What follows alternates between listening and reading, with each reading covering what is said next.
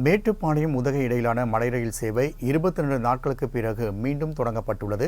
இதுகுறித்த கூடுதல் தகவலை செய்தியாளர் ஜாஃபர் சாதிக் வழங்க கேட்கலாம்.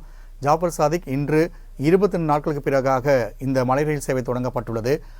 பயணிகளின் வரத்து எவ்வாறு உள்ளது? கூடுதல் விவரங்களை பதிவு பண்ணுங்க. வணக்கம் ராம்குமார். கோவை மாவட்டம் மேட்டுப்பாளையத்திலிருந்து உதகைக்கு இயக்கப்பட்ட ஒரு மலை ரயில் போக்குவரத்து நூற்றாண்டு பழமை வாய்ந்தது.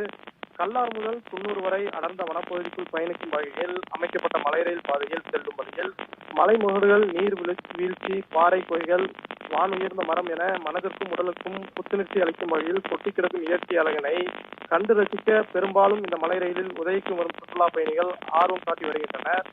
மாதக்கணக்கில் முன்பதிவு செய்து இந்த ரயிலில் பயணம் செய்ய காத்திருக்கும் பயணிகளுக்கு மழைக்காலங்களில் மிகவும் ஏமாற்றமே தெரிகிறது. தமிழகத்தில் வடகிழக்கு பருவமழை துவங்கியது முதலே நீலகிரி மாவட்டத்திலும் மலை ரயில் பாதை அமைந்துள்ள மேட்டுப்பாளையம், கல்லார், ஹில்குரோ என பல்வேறு பகுதிகளில் மண் சரிவு ஏற்பட துவங்கியது.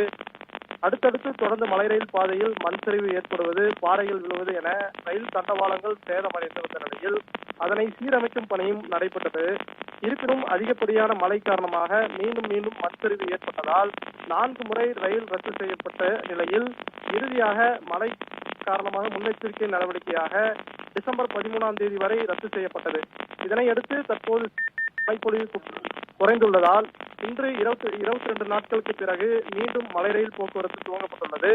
இன்று காலை மேட்டுப்பாளையம் ரயில் நிலையத்திலிருந்து 7:10 மணிக்கு முன்பதிவு செய்த 100க்கும் மேற்பட்ட சுற்றுலா பயணிகளுடன் மலை ரயில் உதகைக்கு புறப்பட்டு சென்றது.